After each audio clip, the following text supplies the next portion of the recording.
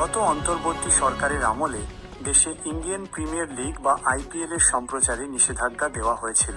তবে শনিবার কয়েকটি গণমাধ্যমে এই নিষেধাজ্ঞা তুলে নেওয়া হয়েছে।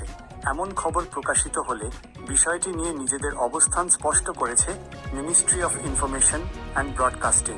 মন্ত্রণালয় জানিয়েছে, আগের সরকারের নেওয়া সিদ্ধান্ত এখনও কার্যকর রয়েছে। মন্ত্রণালয়ের জনসংযোগ কর্মকর্তা ইমরানুল হাসান পাঠানো এক বিবৃতিতে বলা হয়েছে, এ বিষয়ে মিনিস্ট্রি অফ ইউথ অ্যান্ড স্পোর্টসের মতামত ও পরামর্শ চেয়ে ইতোমধ্যে চিঠি দেওয়া হয়েছে। ক্রীড়া মন্ত্রণালয়ের মতামতের ভিত্তিতে পরবর্তী সিদ্ধান্ত নেবে তথ্য ও সম্প্রচার মন্ত্রণালয়। মূলত বাংলাদেশের তারকা পেসার মুস্তাফিজুর রহমানকে কলকাতা নাইট রাইডার্স দল থেকে বাদ দেওয়ার প্রতিবাদে এই সিদ্ধান্ত নিয়েছিল অন্তর্বর্তী সরকার।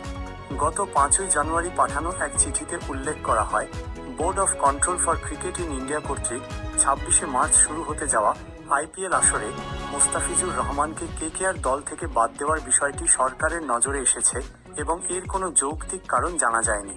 চিঠিতে আরও বলা হয়, এমন সিদ্ধান্তে বাংলাদেশের সাধারণ মানুষ ব্যথিত ও ক্ষুব্ধ হয়েছেন। জনগণের অনুভূতির প্রতি সম্মান জানিয়ে এবং এই ঘটনার প্রতিবাদ হিসেবে পরবর্তী নির্দেশ না দেওয়া পর্যন্ত দেশের কোনো টেলিভিশন চ্যানেল বা ডিজিটাল প্ল্যাটফর্মে আইপিএল এর ম্যাচ বা সংশ্লিষ্ট অনুষ্ঠান সম্প্রচার না করার অনুরোধ জানানো হয়েছিল।